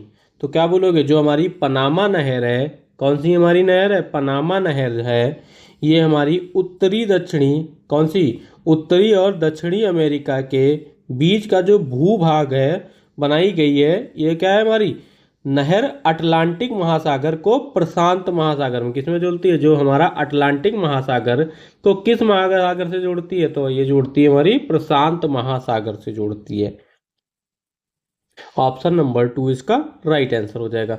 फिर 92 नंबर क्वेश्चन हमारा कह रहा है, किस महाद्वीप से कर्क रेखा, मकर रेखा तथा विषुवत तीनों गुजरती हैं? तो किससे जुड़ती हैं? जो हमारा अफ्रीका है, अफ्रीका एकमात्र ऐसा महाद्वीप है जिसे तीनों प्रमुख अक्षांश हैं। जो हमारी कर्क रेखा होती है 23.5 नॉर्थ, ठीक है, उत्तर लिख लीजिए आप लोग, हिंदी में पढ़ रहे ना, उत्तर। और जो हमारी विषुवत रेखा होती है, विषुवत रेखा क्या होती है? 0 डिग्री, क्या होती है? 0। और मकर रेखा होती है 23.5 दक्षिण, ठीक है। तो ये तीनों कहाँ से गुजरती हैं? हमारे अफ्रीका एकमात्र ऐसा महाद्वीप है। ऑप्शन नंबर 4 इसका राइट आंसर हो जाएगा। फिर देखिए 93 नंबर क्वेश्चन हमारा क्या कह रहा है? 93 नंबर क्वेश्चन कह रहा है, वायुमंडल में किस भाग में ओजोन परत पाई जाती है? मध्यमंडल, क्षोभ मंडल, समताप मंडल, आयन मंडल। तो आप क्या बोलोगे? वायुमंडल में ओजोन परत मुख्य रूप से कहाँ पाई जाती है? समताप मंडल में पाई जाती है। कहाँ पाई जाती है? समताप मंडल में पाई जाती है। अगला क्वेश्चन हमारा कह रहा है, कौन सा जोड़ा सही है? चक्रवात जोड़ा सही बताना है। तो चक्रवात, बंगाल की खाड़ी, तो ये तो पहले ही नंबर पे पता चल गया कि पहला वाला ही सही है भाई साहब। क्यों सही है? जो हमारा चक्रवात होता है, साइक्लोन, एक प्रकार का मौसम तंत्र है, और जो अक्सर कहाँ आता है? आपका बंगाल की खाड़ी और हिंद महासागर में उत्पन्न होता है, ठीक है। अब ये लिखा है, दूसरा ऑप्शन लिखा है टॉर्नेडो।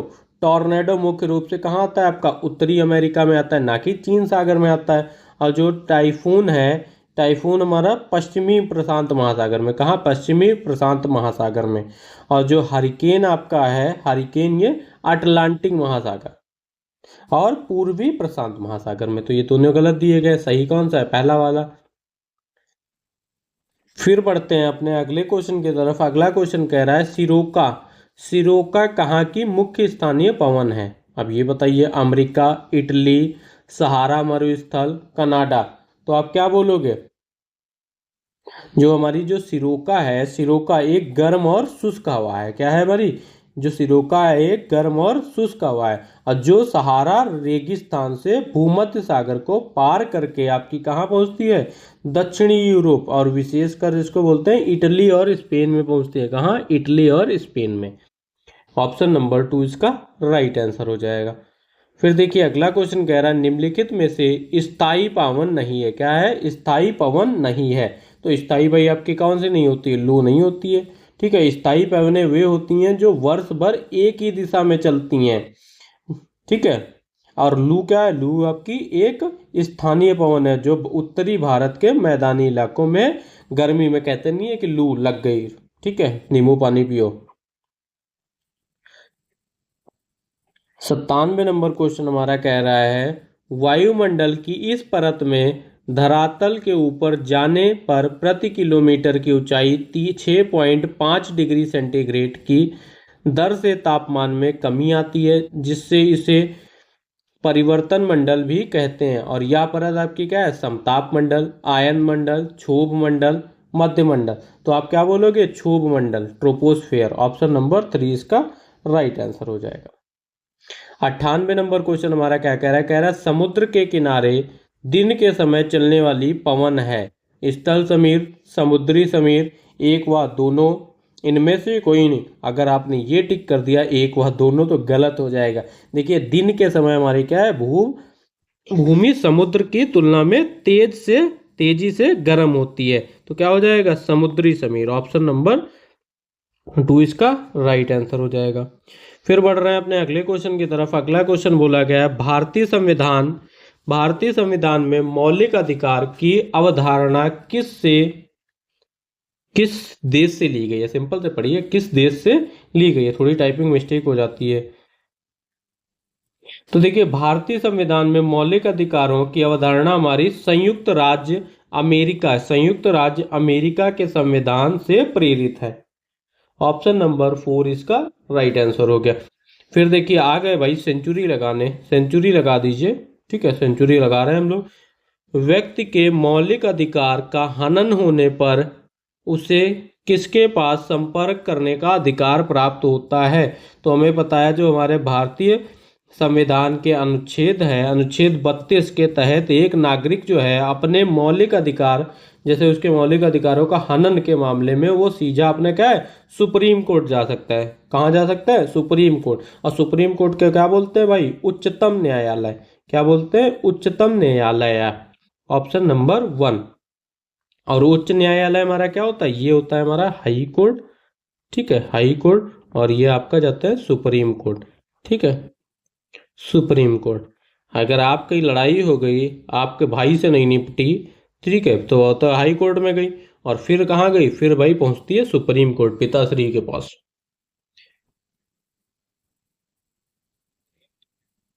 101 नंबर क्वेश्चन हमारा कह रहा है भारतीय संविधान, भाई सेंचुरी हुई है तो कमेंट बॉक्स में सेंचुरी तो आ जाए, थंब आ जाए, लाइक आ जाए और सब्सक्राइब भी हो जाए।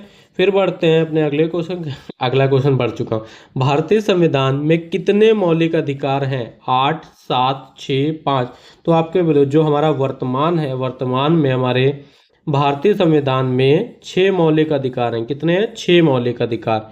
और मूल संविधान में 7 मौलिक अधिकार थे, लेकिन संपत्ति के अधिकार में जो हमारा 44वें संशोधन में 1978 में जो हुआ था, 1978 में मौलिक अधिकारों की सूची से हटा दिया गया था। तो क्या है हमारे 6 है, 7 मत टिक करके आना। फिर क्वेश्चन कह रहा है 26 जनवरी 1950 को भारतीय संविधान ने हमें कितने मौलिक अधिकार दिए थे? तो आप बोल दोगे जो 26 जनवरी 1950 को भारतीय संविधान जब लागू हुआ था, इसमें 7 मौलिक अधिकार थे। संपत्ति के अधिकार, ठीक है, जो हटाया गया था, संपत्ति के अधिकार को बाद में 1978 में हटाया गया। ठीक है, हमें क्या आप 7 समझिए सिंपल से।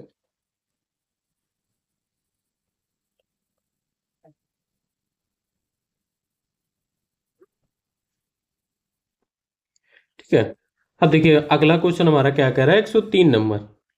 जल्दी से खत्म करते हैं। शोषण के विरुद्ध अधिकार कितने वर्ष तक के बच्चों को सुरक्षा प्रदान करता है? जो हमारा शोषण के विरुद्ध अधिकार, 10 वर्ष, 14 वर्ष, 16 वर्ष, 18 वर्ष। जैसे आपका जो हमारा भारतीय संविधान है उसके जो अनुच्छेद 24 है, अनुच्छेद 24 के अनुसार जो 16 वर्ष के कम उम्र के किसी भी बच्चे को किसी कारखाने, ठीक है, कारखाने या खादान या अन्य खतरनाक रोजगार में काम करने के लिए नियोजित नहीं। अगर आपके मम्मी पापा कर रहे हैं शिकायत कर देना। ठीक है, किसी को कोई 14 साल से कम ही होंगे। ठीक है, अगर कोई भी आपसे काम करा रहा है तो बता देना। ठीक है, तो क्या हो जाएगा? 14 साल। ऑप्शन नंबर 2 ये आपके पास अधिकार है। फिर बात करते हैं अपने अगले क्वेश्चन की तरफ। अगला क्वेश्चन कह रहा है हमारे मौलिक अधिकारों की सुरक्षा कौन करता है? तो हमारे मौलिक, जो हमारे भी मौलिक अधिकार हैं, उनकी सुरक्षा कौन करता है? तो हमारा भाई अभी पता है उच्चतम न्यायालय है, सुप्रीम कोर्ट जो है, तो यही हमारा क्या करता है? सुप्रीम कोर्ट ही हमारे मौलिक अधिकारों का सुरक्षा। और ये किस अनुच्छेद के तहत करता है? अनुच्छेद 32 के तहत करता है। अगला क्वेश्चन हमारा कह रहा है 105 नंबर, भारतीय संविधान का कौन सा भाग मौलिक अधिकारों का उल्लेख करता है? भाग 1, भाग 2, 3, 4। तो आप क्या बोलोगे? जो भारतीय संविधान का भाग 3 है, जिसमें अनुच्छेद 12 से 35, कितने? 12 से 35, ठीक है, शामिल है। ये हमारा क्या है? मौलिक अधिकारों से संबंधित है। अगला क्वेश्चन कह रहा है नंदवंश, नंदवंश ने किस शासक के समय सिकंदर ने भारत पर आक्रमण किया था? तो जो हमारा देखिए सिकंदर ने 326 ईसा पूर्व में भारत पर आक्रमण किया था। उस समय कौन था? मगध पर नंदवंश के शासक कौन थे? मगध में नंदवंश। ठीक है, नंदवंश से समझ गए होंगे ना, नंद वंश के शासक घनानंद। कौन थे? घनानंद का शासन था। तो क्या हो जाएगा? ऑप्शन नंबर 3 हमारा इसका राइट आंसर हो जाएगा। फिर कह रहा है 107 नंबर क्वेश्चन, कौन सा मौर्य शासक क्या है भाई, सेंड्रोकोटस के नाम से जाना जाता है? अशोक, चंद्रगुप्त मौर्य, बिंदुसार, बृहस्पति। तो कौन सा जाना जाता है भाई? हमें पता है कि चंद्रगुप्त मौर्य। कौन? चंद्रगुप्त मौर्य को यूनानी और रोमन लेखकों ने क्या कहा था? उस सेंड्रोकोटस के नाम से संबोधित किया था। तो क्या हो जाएगा? ऑप्शन नंबर 2 इसका राइट आंसर हो जाएगा। फिर बढ़ते हैं अपने अगले क्वेश्चन के। कह रहा है कनिष्क किस वंश का शासक था? तो आप क्या बोलोगे? कुषाण, शक, पल्लव या शंकु? तो कनिष्क कहाँ का था हमारा?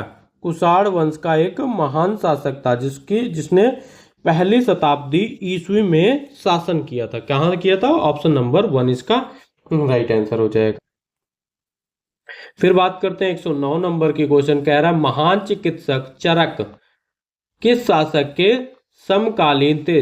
सम्राट अशोक, कनिष्क, सुलमार्जन, बिंदुसार। तो आप क्या बोलोगे? जो चरक थे, ठीक है, जो हमारे चरक है, जो चरक जो आयुर्वेदी है उसमें महान चिकित्सक थे। कौन थे हमारे? चरक कौन है? आयुर्वेदिक के महान चिकित्सक थे। जो हमारे कुषाण शासक कनिष्क, कौन से? कुषाण शासक कनिष्क के दरबार में थे। उन्होंने चरक संहिता नामक प्रसिद्ध ग्रंथ लिखा था। क्या है? ये ग्रंथ है हमारा। तो क्या हो जाएगा? ऑप्शन नंबर 2 इसका राइट आंसर हो जाएगा। फिर बात करते हैं अपने अगले क्वेश्चन की तरफ। 110 नंबर कह रहा है कार्ले चौतर्य का निर्माण किस शासन काल में हुआ था? सातवाहन, शक, शुंग, कुषाण। तो आप क्या बोलोगे? जो कार्ले चैत्य थे वो एक हमारे क्या थे? प्रसिद्ध, कौन थे हमारे? प्रसिद्ध बौद्ध गुफा मंदिर। कौन था? प्रसिद्ध बौद्ध गुफा मंदिर है का निर्माण महाराष्ट्र में सातवाहन शासकों के काल में हुआ था। तो क्या हो जाएगा? ऑप्शन नंबर 1 इसका राइट आंसर हो जाएगा। ठीक है, 1 घंटे में आवाज धीमी पड़ने लगती है भाई साहब, ऐसा मत करना कि सर आपकी आवाज धीमी हो गई। फिर कह रहा है कनिष्क के समय चौथी बौद्ध संगीति सभा कहाँ हुई थी? राजगृह, वैशाली, पटलिपुत्र, कश्मीर। तो क्या बोलोगे? ये हमारी हुई थी आपकी चौथी बौद्ध समिति का आयोजन कुषाण शासक कनिष्क ने कश्मीर के कुंडल कहाँ गई थी? कश्मीर में। ऑप्शन नंबर 4 इसका राइट आंसर हो जाएगा। फिर कह रहा है अपना अगला क्वेश्चन कह रहा है भारत में सबसे पहले सोने का सिक्का किस कुषाण शासक ने जारी किया था? किसने जारी किया? तो भारत में सबसे पहले सोने के सिक्के जारी करने वाले हमारे थे श्रेय कुषाण शासक। कौन थे हमारे? विम कैड फिशस। कौन थे हमारे? विम कैड फिशस को दिया जाता है। अगला क्वेश्चन क्या कह रहा है? 113 नंबर क्वेश्चन कह रहा है 18वीं ईस्वी में शक संवत की शुरुआत किसने की थी? किसने करी थी? ये हमारी करी थी कनिष्क ने करी थी। शक संवत की शुरुआत 18वीं ईस्वी में कुषाण शासक के आपके किसने करी थी? हमारी कनिष्क ने। फिर बात कर रहे हैं 114 नंबर क्वेश्चन की। कह रहा है बहमनी राज्य की स्थापना किसने की थी? हसन गंजू, फिरोज शाह, कृष्णदेव राय, हुमायूं। तो आप क्या बोलोगे? जो बहमनी हमारा साम्राज्य की स्थापना 1347 किसने? 1347 ईस्वी में हसन गंगू ने की थी। भाई हसन गंगू नहीं, हसन गंगू, ठीक है, गंगू भाई साहब, हसन गंगू ने की थी, जिसे अलाउद्दीन हसन शाह के नाम से भी जाना जाता है। अगला क्वेश्चन कह रहा है हमारा 115 नंबर, रायचूर दोआब किन दो नदियों के बीच का भूभाग था? गंगा यमुना, नर्मदा ताप्ती, कृष्णा तुंगभद्र, महानदी कावेरी। तो आप क्या बोलोगे? जो हमारा रायचूर दोआब, ठीक है, वो एक क्या था? उपजाऊ क्षेत्र है। और जो हमारा कृष्णा नदी कहाँ पे? कृष्णा नदी और उसकी सहायक नदी जो है तुंगभद्रा, इनके बीच स्थित है। ऑप्शन नंबर 3 इसका राइट आंसर हो जाएगा। 116 नंबर क्वेश्चन कह रहा है निम्नलिखित में से कौन सा युद्ध बाबर से नहीं लड़ा था? ठीक है, बाबर ने नहीं लड़ा था। अब बाबर ने कौन से युद्ध नहीं लड़े थे भाई, लड़ाकू विमान तो था ही वो। तो बाबर ने जो हमारा तालीकोटा का युद्ध 1565, ठीक है 1565, जो हमारा 1565 ईस्वी में विजयनगर साम्राज्य और दक्कन सल्तनतों के बीच लड़ा गया था। बाबर ने कौन सा लड़ा था भाई, पानीपत का युद्ध लड़ा था। पानीपत का युद्ध, खानवा का, चंदेरी का युद्ध, घाघरा के युद्ध लड़े थे। ठीक है, बहु लड़ाकू था। फिर क्वेश्चन कह रहा है 117 नंबर क्वेश्चन हमारा कह रहा है, बहमनी राज्य टूटकर जिन 5 राज्यों में बटा था उनमें से नहीं था। कौन सा नहीं था हमारा?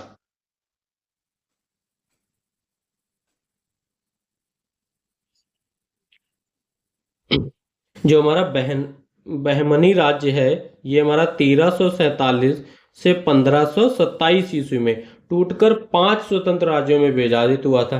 किसमें हुआ था? एक हमारा था बीजपुर, एक हमारा था बीजपुर, ठीक है, एक हमारा था गोलकुंडा, एक हमारा था गोलकुंडा, ठीक है, एक हमारा था गोलकुंडा, एक हमारा था अहमदनगर। क्या था हमारा? अहमदनगर, ठीक है। ठीक है, अहमदनगर भी है, गोलकुंडा भी है, बीजपुर भी है। फिर वो और एक हमारा था बेरार, ये क्या था? बेरार। और एक हमारा था बीदर, एक हमारा था बीदर, ये थे 5। मालवा नहीं था, मालवा हमारा नहीं था। तो क्या हो जाएगा? ऑप्शन नंबर 4 इसका राइट आंसर हो जाएगा। अब देखिए 118 नंबर क्वेश्चन हमारा कह रहा है, अबरुद्दीन हिम खान खाना ने किस पुस्तक का फारसी अनुवाद बाबरनामा के रूप में किया? तो तारीखें, फिरोज शाही, फरहंगे सिकंदरी, या अकबरनामा, या तुजुक ए बाबरी। तो आप क्या बोलोगे? तो क्या बोलोगे? तुजुक ए बाबरी। तो क्या हो जाएगा? ऑप्शन नंबर 4 इसका राइट आंसर हो जाएगा। 119 नंबर क्वेश्चन कह रहा है, किसने बाबर को दिल्ली पर आक्रमण करने के लिए आमंत्रित किया? भाई किसने ललकार दिया? तो सभी को पता है किसने ललकारा था, जो हमारे दौलत खान लोधी थे। दौलत खान लोधी उस समय पंजाब का गवर्नर था, और इसने इब्राहिम लोधी को हराने के लिए बाबर को भारत पर क्या करा? आक्रमण करने के लिए आमंत्रित कर दिया। ठीक है, बड़ा भाई बॉडी था। फिर बोलते हैं, अगला क्वेश्चन कह रहा है, टका किस देश की मुद्रा है? ये तो सभी को पता होगा, जो हमारा टका है, टका बांग्लादेश की मुद्रा है। 121 नंबर क्वेश्चन कह रहा है, भारत के मानक समय देशांतर 82.5 पूर्वी देशांतर किस प्रदेश से गुजरता है? तो जो हमारा भारत का मानक समय 82.5 पूर्वी देशांतर, ये हमारा उत्तर प्रदेश के मिर्जापुर से होकर गुजरता है। कहां से? मिर्जापुर से। अब मिर्जापुर तो है नहीं, पर उत्तर प्रदेश तो है भाई, उत्तर प्रदेश के मिर्जापुर से होकर गुजरता है। तो क्या हो जाएगा? ऑप्शन नंबर 4 इसका राइट आंसर हो जाएगा। फिर बढ़ते हैं अपने अगले क्वेश्चन की तरफ। 122 नंबर कह रहा है, क्षेत्रफल की दृष्टि में भारत का सबसे बड़ा राज्य है। तो कौन है हमारा? देखिए, क्षेत्रफल की दृष्टि में भारत का सबसे बड़ा राज्य हमारा राजस्थान है। क्या है? राजस्थान। 123 नंबर क्वेश्चन हमारा कह रहा है, किस नदी को बांग्लादेश में पद्मा के नाम से पुकारा जाता है? तो आप क्या बोलोगे? गंगा नदी को बांग्लादेश में पद्मा के नाम से जाना जाता है। तो क्या हो जाएगा? Option number 2। फिर बात कर रहे हैं अपने अगले क्वेश्चन की तरफ। कह रहा है, पूरब से पश्चिम की ओर बहने वाली नदी ब्रह्मपुत्र, नर्मदा, तापी, 2 या 3?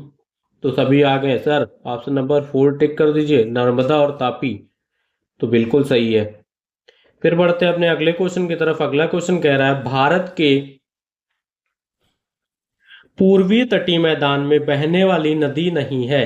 कौन सी नहीं है? महानदी, गोदावरी, कृष्णा, तापी। तो जो हमारी तापी नदी है पश्चिम तटीय मैदान में बहती है, जबकि महानदी, गोदावरी और कृष्णा ये हमारे क्या है?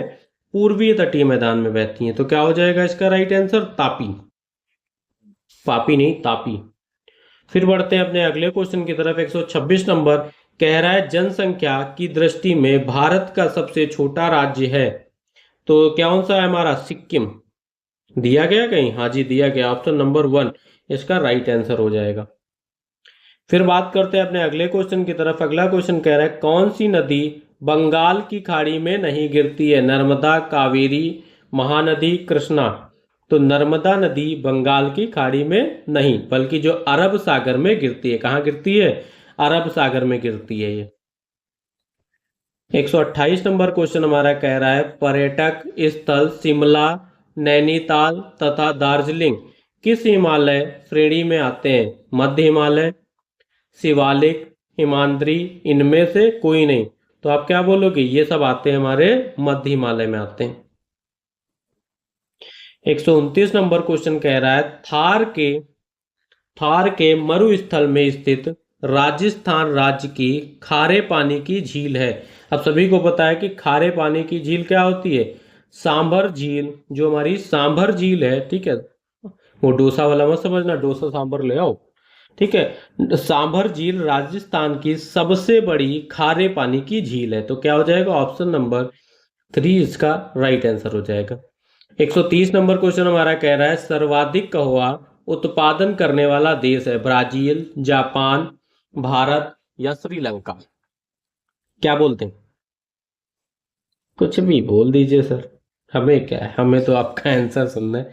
देखिए जो ब्राजील है, ब्राजील दुनिया में कावा कावा को क्या बोलते हैं? कॉफी भाई बोलते हैं, ठीक है, कॉफी बोलते हैं, चाय मत, मेरे तो फेवरेट चाय है, ठीक है। कॉफी का सबसे बड़ा उत्पादक है, कौन है? ब्राजील, ठीक है। चाय पिया करो, कॉफी नहीं। फिर बात करते हैं 131 नंबर क्वेश्चन की। कह रहा है बोरो जनजाति कहाँ पाई जाती है? बोरो जनजाति मुख्य रूप से हमारी अमेजन घाटी में पाई जाती है। कहाँ पाई जाती है? अमेजन घाटी में पाई जाती है। ऑप्शन नंबर 2 इसका राइट आंसर हो जाएगा। 132 नंबर क्वेश्चन हमारा कह रहा है गिन्नी तट को किस कारण से श्वेत नदियों की कब्र कहा जाता है? किसके कारण कहा जाता है? अरे ये भाई बहुत बीमारियां हैं उसके कारण कहा जाता है। ऑप्शन नंबर 2, सारे ऑप्शन नहीं पढ़ूंगा, ऑप्शन नंबर 2 हमारा क्या हो गया? इसका राइट आंसर हो गया, ठीक है। इस वीडियो में मैं आपको क्या कराने वाला हूं, कितने क्वेश्चन कराने वाला हूं भाई साहब, अभी पता चल जाएगा। अब देखिए क्वेश्चन कह रहा है निम्नलिखित में से गर्म जलधारा है कौन सी है? हमारा लेब्राडोर या गल्फ स्ट्रीम या आपकी क्यूरोसिया। 2 या 3? तो सभी को पता है सर वही होता है 2 या 3 वाला।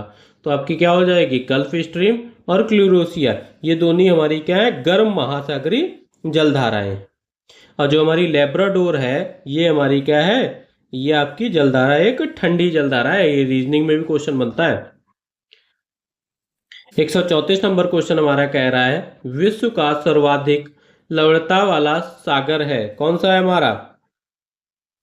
तो आप बोलोगे मृत सागर, ऑप्शन नंबर डेड सी, ऑप्शन नंबर 4 इसका राइट आंसर हो जाएगा। 135 नंबर क्वेश्चन हमारा कह रहा है भारतीय संविधान में राज्य के नीति निर्देशक तत्व ग्रहण किए गए हैं कौन से किए गए हैं आपके? ब्रिटेन से, आयरलैंड से या पूर्व सोवियत संघ से, फ्रांस से। तो आप जो भारतीय संविधान में राज्य के नीति निर्देशक जो डायरेक्टिव प्रिंसिपल्स होते हैं उनको आयरलैंड के संविधान से लिया गया है। ऑप्शन नंबर 2 इसका राइट आंसर। 136 नंबर क्वेश्चन हमारा कह रहा है राज्य के नीति निर्देशक तत्वों का उल्लेख भारतीय संविधान में किस भाग में है? तो देखिए भारतीय संविधान का जो हमारा भाग 4 है उसमें क्या है? और उसमें अनुच्छेद आपके 36 से 51, 36 से 51 तक का राज्य के आपके क्या है? नीति निर्देशक तत्वों का उल्लेख है। तो क्या हो जाएगा? ऑप्शन नंबर 3 इसका राइट आंसर हो जाएगा। 137 नंबर क्वेश्चन क्या कह रहा है? 137 नंबर क्वेश्चन कह रहा है भारतीय संविधान के किस अनुच्छेद में राज्य के नीति निर्देशक तत्वों का उल्लेख है? अभी ऊपर पढ़ क्या है? 36 से क्या है? 52, ठीक है, 36 से 52, ठीक है, 51 दिया गया, 52। तो 138 नंबर क्वेश्चन हमारा कह रहा है भारतीय संविधान का कौन सा अंग समाजवादी व्यवस्था स्थापित करने की प्रेरणा देता है? मूल अधिकार या आपका मूल कर्तव्य या आपका नीति निर्देशक तत्व या नागरिकता। तो जो राज्य के जो हमारे नीति निर्देशक तत्व होते हैं वो भारतीय संविधान का वह अंग है। तो क्या हो जाएगा? ऑप्शन नंबर 3 इसका राइट आंसर हो जाएगा। 139 नंबर क्वेश्चन हमारा कह रहा है राज्य के नीति निर्देशक तत्व में क्या शामिल है जो मूल अधिकार में नहीं है। तो क्या है, तो देखिए जो कुटीर उद्योग का प्रोत्साहन है यही नहीं है हमारा, तो क्या हो जाएगा ऑप्शन नंबर 4 इसका राइट आंसर हो जाएगा। फिर देखिए आज की जो वीडियो है पार्ट 1 का ये हमारा क्या है लास्ट क्वेश्चन है। नीति निर्देशक तत्व का महत्वपूर्ण किसके लिए है, तो किसके लिए, नागरिक, राज्य, समाज, संघ। तो जो नीति निर्देशक तत्व है उनका उद्देश्य है राज्य के लिए सामाजिक और न्याय सुनिश्चित करना। तो किसके लिए, राज्य के लिए कर रहे हैं ना, तो क्या हो जाएगा ऑप्शन नंबर 2 इसका राइट आंसर हो जाएगा। तो ये था भाई हमारा पार्ट 1 के 140 क्वेश्चन। और अभी आपकी पूरी पीडीएफ में बचते हैं, देख लीजिए पूरी पीडीएफ में हमारे कितने हैं, 280 क्वेश्चन है भाई साहब। ठीक है, तब तक देखिए जब तक ये आपकी वीडियो आपके पास पहुंच रही है, पार्ट 1 पहुंच रहा है, पार्ट 1 को बिल्कुल पूरा खत्म कर दीजिए। क्या करना है आपको, पार्ट 1 को बिल्कुल खत्म कर दीजिए। और मैं जल्दी ही आपके लिए, क्या जल्दी, मैं टाइम नहीं लगाता हूँ भाई साहब, देखिए मैं टाइम नहीं लगाता हूँ आपका, क्या है जो हमारे ये आधे के क्वेश्चन है ये हमारे सारे कहाँ मिलेंगे, पार्ट 2 में मिलेंगे। तब तक आपको क्या करना है, जम के पढ़ाई करनी है, और जम के क्या करना है, अपने दोस्तों के साथ भी शेयर करना है, वो भी पास हो जाए भाई। ठीक है, और जम के शेयर करिए, सब्सक्राइब करिए, लाइक कर दीजिए। ठीक है, बस इतना ही करना है, और तब तक हम आपके लिए पार्ट 2 क्या करेंगे, अपलोड कर देंगे।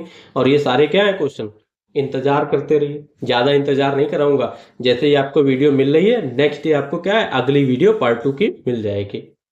ठीक है, जय हिंद, जय भारत।